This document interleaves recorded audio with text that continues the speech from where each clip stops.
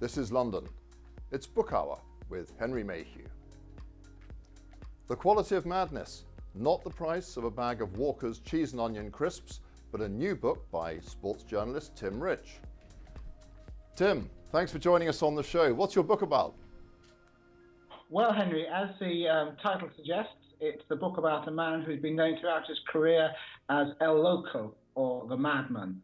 Marcelo Bielsa is now the manager of Leeds, and who has managed clubs as distinct as Argentina, the Argentinian national team, Newell's Old Boys in Rosario, Athletic Bilbao, Olympique Marseille, and now very much ensconced at Leeds United in Yorkshire.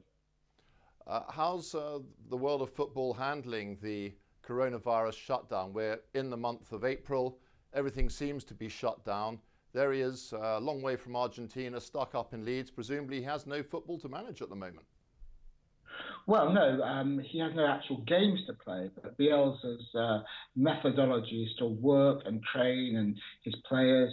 And when he was at the club in Guadalajara, in Mexico, he arrived with 300 different training exercises, and by the time he left, he was coaching 500 different training exercises. The players of Leeds United are being worked and trained every day at home. He is someone who, after he ceased being manager of Argentina, he spent 6 months alone in a monastery, reading books, watching films, without a phone or any other means of communication. So he's a man who is very good in his own company. He's a man who plans meticulously, and he'll be planning for when and if Leeds United do start playing again, because they're top of the championship. If they get promoted, they'll be back in the Premier League for the first time since 2004, and that will be a huge moment for what has always been one of the big clubs of English football. But rest assured, Henry, that he'll be coping quite well with lockdown. What about his players? They must be pretty frustrated if they don't have the release of playing matches and they're being expected to remember 300 different strategies. Well, yes. Bielsa always has a technique where he cuts down all his research and all his study into 2 8-minute sections, because he has worked out that 15 minutes is the most information a footballer can take in and remember. So his techniques are actually pretty well. It is he who comes to the 500 exercises, and it is he who cuts them down into very bite-sized chunks for his players to understand. And that's why when he came to Leeds, he said, "I may not be able to guarantee you promotion, but I will guarantee that when I leave, you'll be better players." It's just so interesting. I really enjoyed the beginning of your book, actually, talking about the background that he comes from in Rosario, a barrio on the outskirts of Buenos Aires. He doesn't come from an intellectual background. He comes from an ordinary working background. No, Henry. No, he comes from one of the wealthiest families in Argentina.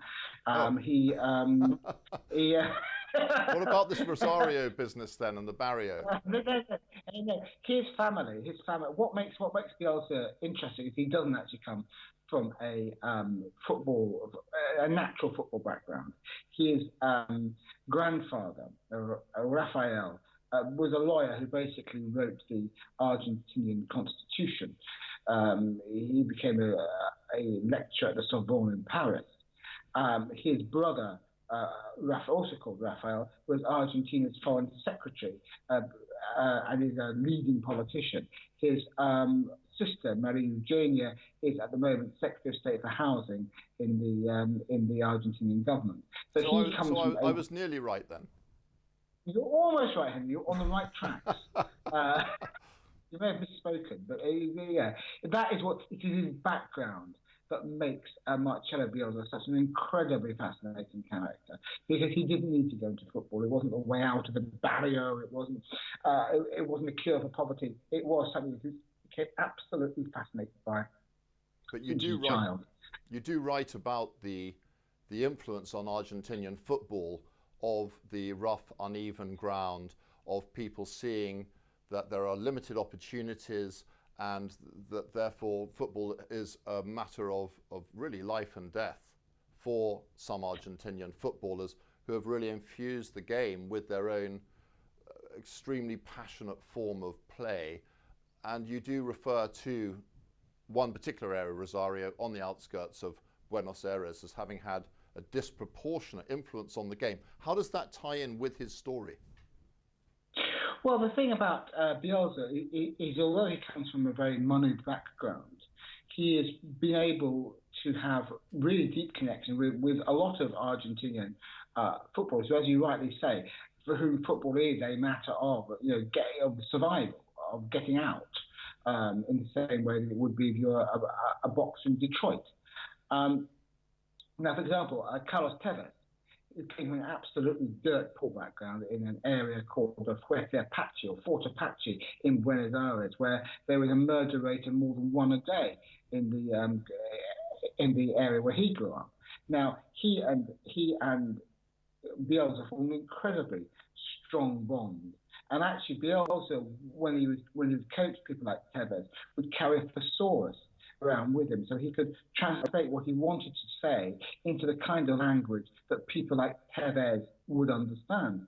So it's one of those things. But although a lot of Argentinian footballers come from very poor backgrounds, Bielsa's genius was to understand them and work with them, and not be seen as some sort of a patrician lord.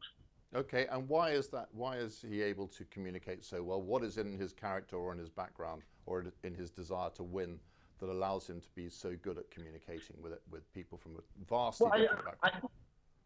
I think you've got to remember that he comes from family politicians, and one of the reasons that you're a successful politician is you can communicate, and he is very adept at communicating. His speeches, when he was at Marseille, the club TV station broadcast one of his halftime press conferences, and it's like an actor. He was having it translated into French, speaking Spanish, but his gestures, his movements, he almost bowed at the end. And it was like, when you speak to people about Bielsa, they all say he's got an incredible way of communicating with you. Of course, there are people he's fallen out with, people he didn't appreciate him, but by and large, football has an enormously wide background, so have understood his methods. Well, just another aspect of madness. Why, with a background like that, having managed the Argentina side, why on earth would you go to Leeds United? Well, yeah, as you say, Leeds United. I mean, Leeds United is a huge football club. It's one of the biggest football clubs in England. But as you rightly said, it hasn't been part of the Premier League for 16 years, or 14 when he joined.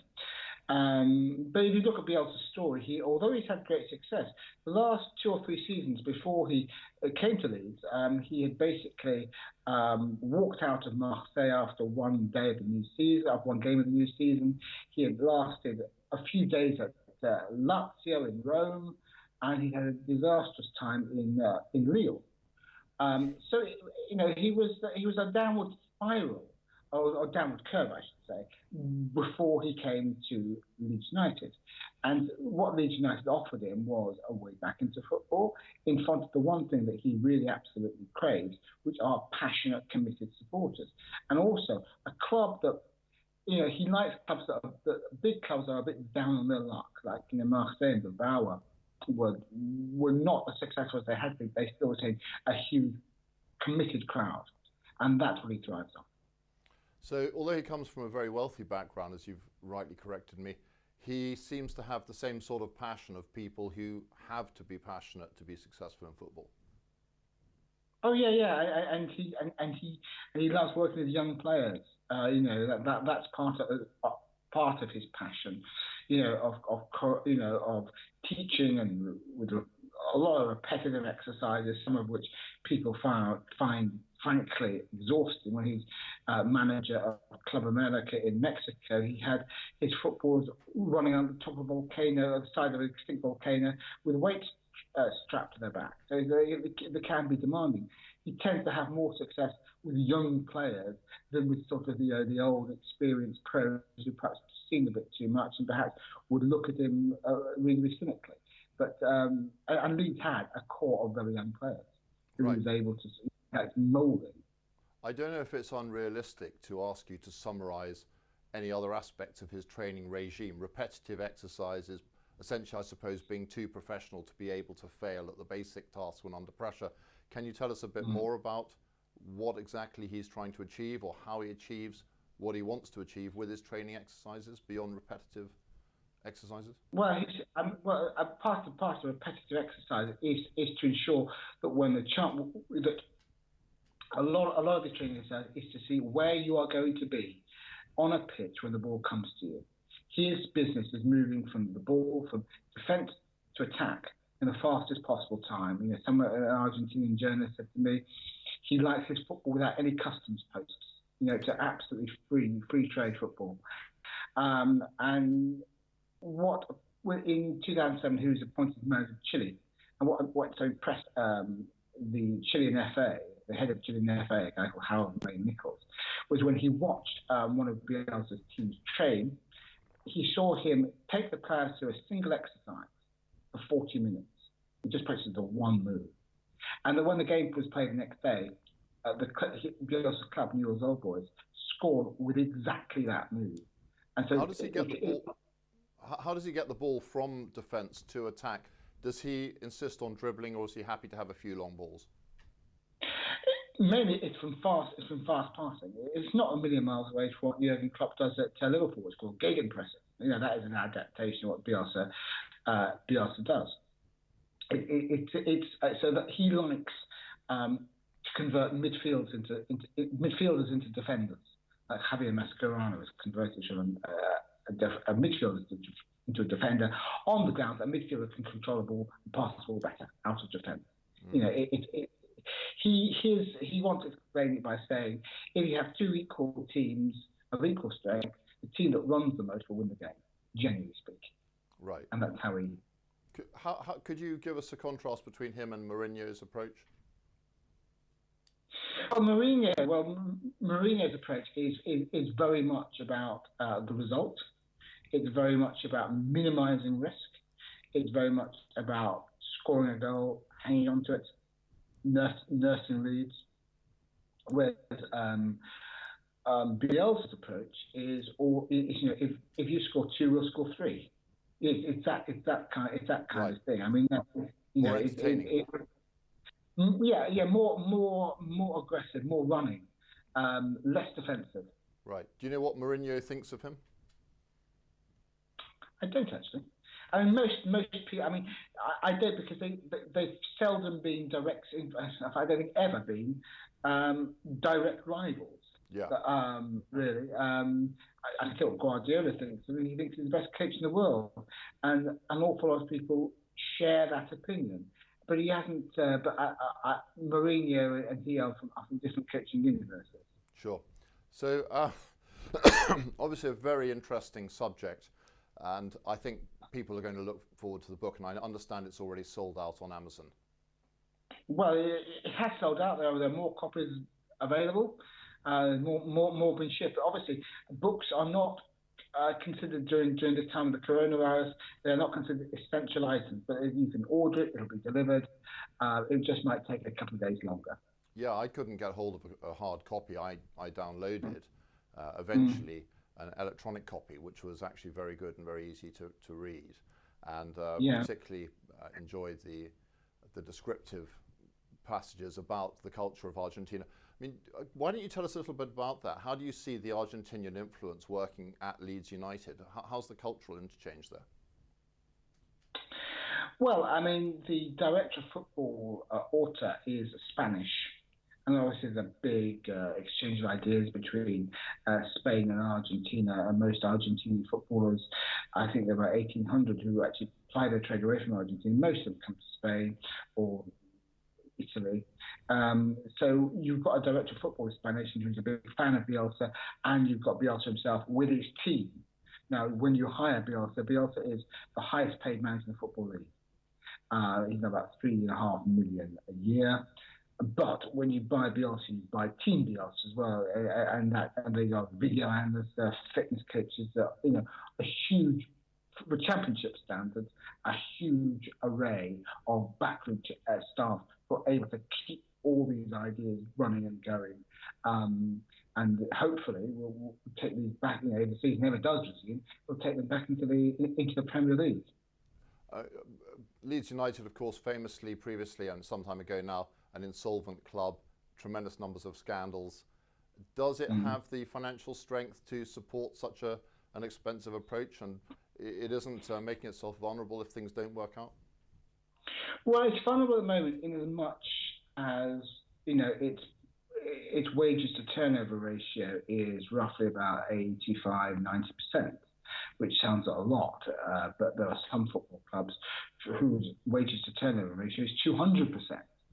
Because the Premiership is so lucrative, clubs spend so much money attempting to get there that they are, and especially if you're also a relegated club, you've got existing contracts to honour without the Premier League TV deals. You get 30 million, don't you, as a parachute payment? You get parachute payments, but then you've got to pay your wages. Your wage bill might still be roughly the same as it was in the Premier League. You'd have to sell players very quickly. It all depends. There are different approaches to being relegated, but generally speaking, in the Championship, particularly if you think you have a chance of promotion, clubs will gamble. And they'll gamble with their finances to get up, because once you get up, you get a minimum of £190 million from the TV deal alone, and that's if you finish last. So it's a huge incentive to get up. It's obviously put a lot of clubs, particularly in the time of coronavirus, it's put that at considerable risk. Well, you lead on very, very smoothly there to perhaps talking a bit about football generally.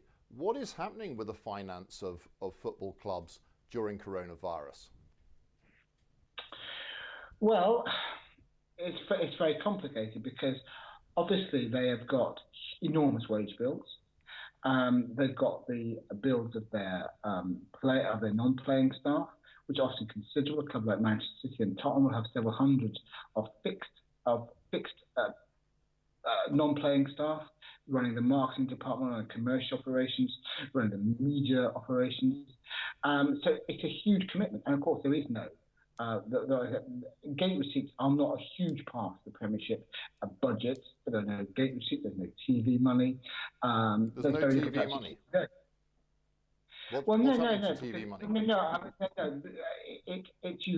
You have Sky TV will pay a fee, but there are individual match fees, which are several £1 million per match.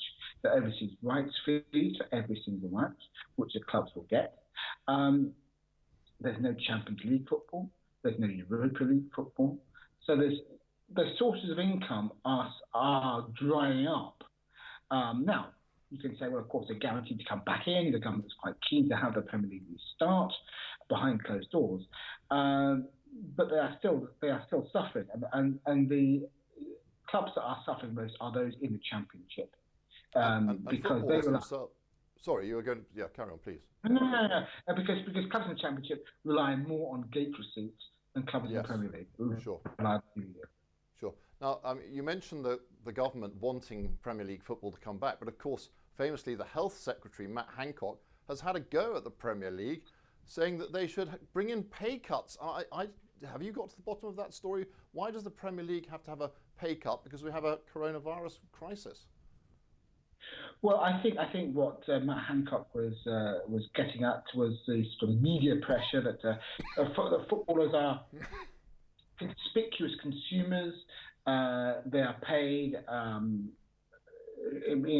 They're paid in the public mind vast sums of money. Could they not possibly take a pay cut? Well, that is up to individual clubs and individual footballers to negotiate. I mean, Matt Hancock might have said, well, how many venture capitalists would like to take a pay cut? How many? Well, where's this money meant to go? What are they meant to do with their pay cut?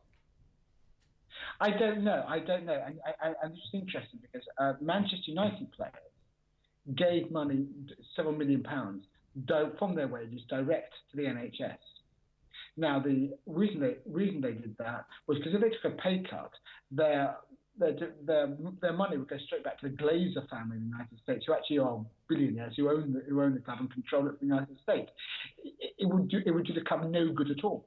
So Manchester United players gave their money straight to the NHS. I think Liverpool players have had similar donations. So actually, Premier League clubs have been very good, and not just Premier League clubs, Well, I all was the going way to come through. on to this because it just seems so elitist for a Conservative government to tell employees who have a short career in one particular industry that somehow they should be taking a pay cut, and it's all very complicated, and maybe they should be personally funding our NHS. It is bizarre, but I want to come on. You've mentioned that, and it's just bizarre for all of us. But the other end of football has been doing a lot of work around very basic issues like food banks, like providing information. Could you tell us a bit about what's happening lower down in the more local clubs? Yeah. I mean, for example, Port Vale, who are based in Stoke, in North Stoke, which is one of the poorest areas of the Midlands, real deprivation. Now, they found out, of course, that the most watched local website is Port Vale Football Club. So they've been giving information as to when supermarkets are open, when doctors' surgeries are open. They've been using their staff who would normally be working on marketing or hospitality or conferencing to go and distribute food by their own charities and to help with those school children requiring free school meals. I mean, a huge community resource. So that's what football's been doing. But I mean, as we said before, people at the health sector have maybe jumped on what they thought must have been an easy bandwagon. And without realising just how much football has been doing. What were you just saying? I didn't quite get that statistic. Port Vale's website is what? It's the most what? Well, it's people in North Stoke, where Port Vale is based. In terms of local news, it's the most watched local website, or the most listened to, or whatever, viewed local website in that area of Stoke is that of the local football club. Right. So if you want to tell what supermarkets are open or where you can get food banks, is the food bank open, that's the most efficient way of communicating it to people in Northern Stoke, is to communicate. Isn't that extraordinary when 50% of the economy is public sector spending, that public announcements go through a private sector football club's website? It is extraordinary, but that's kind of the reach that football has or had. In our society, it has, for a certain percentage of the population, it holds a very, very strong bond between people and their football club, particularly if it's a smaller local football club rather than something like Manchester United or Arsenal. Mm. And of course, we're talking at the moment about men's football. What's happening to the women's game? What's happening to the women's championship? Well, the women's game has been thriving, and it's been encouraged. They've had a very successful World Cup in France in 2019. Clubs like Manchester City and Liverpool and Arsenal have funded their own women's football teams and have been doing it for many years. The problem with women's football now is that, unlike the men's game, crowds by themselves will not sustain women's football. It's more of a television game, isn't it? It's more of a niche interest. Yeah, they need the television exposure and they need money spending on it. And the question will be, once football gets back on its feet, will the clubs who have taken a huge financial hit, will they have the money to really fund women's football the way they have been doing? And some will. Manchester City will, because they're not based on normal economics because the funding from Abu Dhabi. But there'll be many clubs, those middle-ranking clubs in the Premier League, who probably will have a real choice to make about how and whether they fund their women's football team. Well, there's a sadness that the Championship is what brings in a lot of attention because it is a niche sport. A lot of people do passionately follow the women's side of their club, and certainly, as you mentioned, the World Cup was very successful. A lot of coverage for that, and it does tend to rely on these big marquee events. There's a Yeah. scheduling issue now, isn't there, with the European Championship for the women's game, because it's going to be up against tremendous competition being pushed back Yeah. next year. Yes, because as you know, what's happened to Euro 2020, which is the men's game, which will be played all across Europe this summer, that has been postponed and it will now be played in 2021, and it will, in all likelihood, swamp the women's Euros, which are to be played at the same time. Now, if you're a television company, are you go? You know, it's almost a no-brainer that you're going to go for the men's game, and there's going to be some serious scheduling issues because also you've got the Olympic Games, which are now going to be held in August and September of 2021. You know, everything's going to be squeezed together, and so something like women's football, which has been a big success story the last 3 or 4 years, that might just get lost in the wash. Well, I mean, there's a general issue about sport next year, isn't there? Because we've cancelled Wimbledon this year, which is a huge decision to take. That's going to be coming back, having had a year's absence next year. You've got the men's championship, and you've also got the Olympic Games. Surely this is going to have a huge hit on viewing of the Olympic Games, isn't it? I wouldn't have thought it would have a huge. I mean, the Olympic Games is the ultimate event thing. I mean, people will watch field hockey, who will never watch field hockey outside an Olympics. They watch shooting, they would never watch shooting or yachting outside an Olympics. It just becomes an event in itself. So I don't think there's a problem really with the Olympics. But they don't like competing against soccer, do they? They do not like to compete against football. No. It tends to be scheduled away from the big championships, and you have. But you know, I think the Olympics will be fine. Actually, okay. It's a smaller event. The World Athletics Championships, things like that, they're going to be really squeezed. Absolutely. So there's a long tail that the coronavirus crisis is going to be working through the whole world of sport, isn't it? It's going to go on for a long time, the ramifications of this. Oh yeah, I mean, you know, it might have a permanent effect on how play. It might be 5-10 years before we can look back and say, well, what impact did it have? It is like, you know, the coronavirus has been likened to a war. Well, it took, you know, 5-6 years before, you know, we are functioning, you know, functioning after the Second World War. And it might be 5-6 years before we're fully functioning after coronavirus. Well, I hope we'll be able to get you back on the show next year to talk about what's actually in fact happened, because none of us really knows what's going to happen even in 12 months' time in the world of sport, do we? Oh no, it's completely up in the air. You know, what happened after the Second World War? The crowds flocked back to football and cricket, and so in numbers that hadn't been seen before the war. It seems a huge release. Now, would it be that people think, actually, you know, I haven't been to a game, I haven't missed it, I don't particularly want to go back, I might watch on TV. They might be thinking that. It might be the opposite, where people think, actually, I go along very well without it, and I can get along very well without it once the virus has been in yes, it's going to be fascinating to see what happens. And there's a lot of controversy at the moment outside the whole coronavirus issue. There's another crisis, which is the investment of foreigners in terms of either companies or in terms of government investment into particularly Premier League sides. What are your thoughts about the Newcastle situation? Well, it's very interesting, isn't it, that Newcastle United, whose fans have been desperate for Mike Ashley to be bought out, face the fact that he has been bought out by someone who has a reputation far, far worse than his. You know, I mean, the crimes in inverted commas of Mike Ashley. They're crimes. They're not in inverted commas. The Saudi government is what we're talking about here. Oh, no, I'm talking about the crimes of Mike Ashley, what he's been accused of doing. Yeah. The crimes of Mike Ashley, you know, the underinvestment of the team, the furloughing of staff, you know, all these kind of things which Newcastle fans would regard as crimes. I see, right.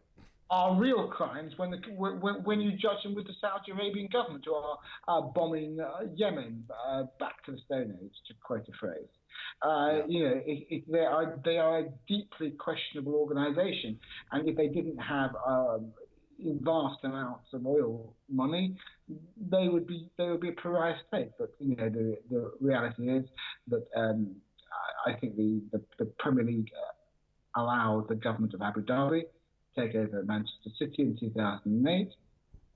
And I don't think there'll be too much problem with the Saudi Arabian government because the Premier League has a fit and proper persons test that said, are you a fit and proper person to be a director of this club? It's not the owners, it's the director. And, amazing loophole, isn't it? Yeah, it's amazing. But Manchester City have carried the flag for the Premier League under Abu Dhabi control for the past 12 years. And, the Premier League will have to have pretty stronger stomachs than they showed before to block the Saudi Arabian takeover. Unpleasant. We always thought there would be a Saudi investment in the Premier League, and we always thought it would be at Manchester United, but it's not. It's come at Newcastle, and they will see Newcastle as a huge opportunity to wash the brand of to display the brand of Saudi Arabia.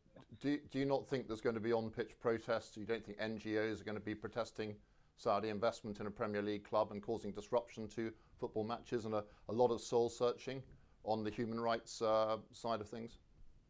I think there will be. I think there will be soul searching, but it depends. Manchester City fans are very, very defensive of Sheikh Mansour and the Abu Dhabi investment.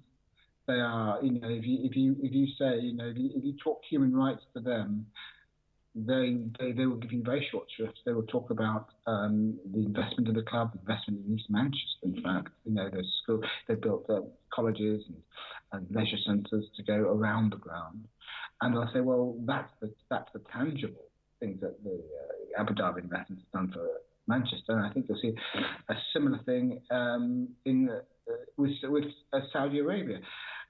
People or football fans tend to protest against regimes if those regimes are unsuccessful. If they're successful, they might say, well, we'll hold our nose, but it's a price worth paying. Newcastle have not won the league championship since 1927. Now, if the Saudi investment gives them a chance for that, then I think the human rights issues might be pushed to the background. And just a completely different level of problem. Of course, Saudi is allowing, it seems, the theft through Arabsat of Premier League content, which has been bought at a cost of $500 million by the Qataris. The Saudis, as we all know, are in dispute with Qatar at the moment. The Qatari company is B-in-Q, and the Saudis have set up a joke company called B-out-Q and have just stolen the Premier League's content. What's that all about when they're buying a Premier League team? I don't get that. Well, actually, that might be more an obstacle than the human rights tests. Actually, the fact that beIN Sports have a contract, a very lucrative contract with the Premier League. The Premier League's marketing of human rights is one of the huge success stories of British sport. Now, if one of their major partners say we are very, very unhappy with the Saudi Arabian takeover of Newcastle, that might create more practical obstacles.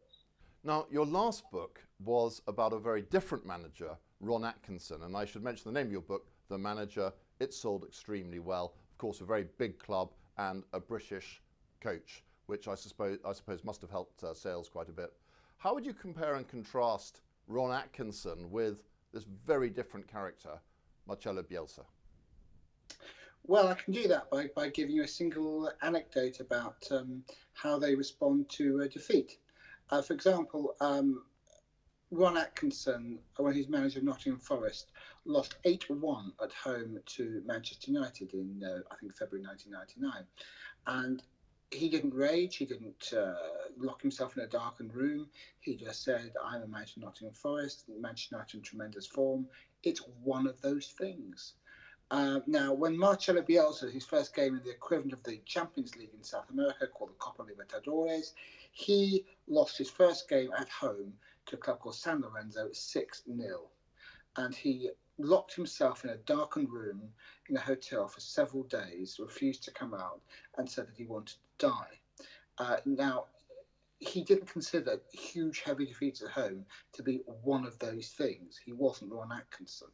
He wasn't able to really, say, "Oh, well, I'll better luck next time," or whatever. He once turned to a guy called Jorge Valdano, who was manager of Real Madrid, and said, "When you've lost, do you feel like killing yourself?" And that was that was a rhetorical question. It wasn't a rhetorical question, really. It was, he was admitting that at times he has felt suicidal about defeat. Where someone like Ron, he'd say, "Right, move on to the next game, move on to the next fixture. There's nothing I can do about it now." I should add to what you've just said there that, of course, famously San Lorenzo is His Holiness the Pope's football club. So if you're going to lose, yes, he is. He is his team. Yes. Yeah. If you're going to lose that badly, you might as well lose to the Pope. If you're Argentinian. Absolutely, yes. Tim, it's been a fabulous interview, and really appreciate your time and all the ideas you've shared and all your research. It's really fantastic. It's, of course, a huge subject, and I wish we had more time. But I ought to end, really, and just to ask you, what sport are you looking forward to this summer? Is there anything for all of us to look forward to? There's not going to be very much, actually. The Premier League might come back, but it'll be behind closed doors if it does come back.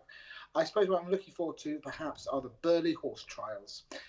Three-day equestrianism and show jumping and cross-country and dressage, which is at Burley House in September. And I've always been to that, and I hope to be there. I hope that by the time it comes around in September, it will have returned to normal. Well, a seriously left field choice there from you. I don't know how many Leeds United fans will be there. Tim Rich, author of The Quality of Madness, out now, published on April the 2nd. It may be difficult getting a physical copy, but you can download it. I've downloaded it myself, and they will be back with the physical books, which I highly recommend. It's a fantastic read. Tim Rich, thank you so much for joining us, and I look forward to next time. Thank you, Henry. That was the Book Hour. Thank you for joining us.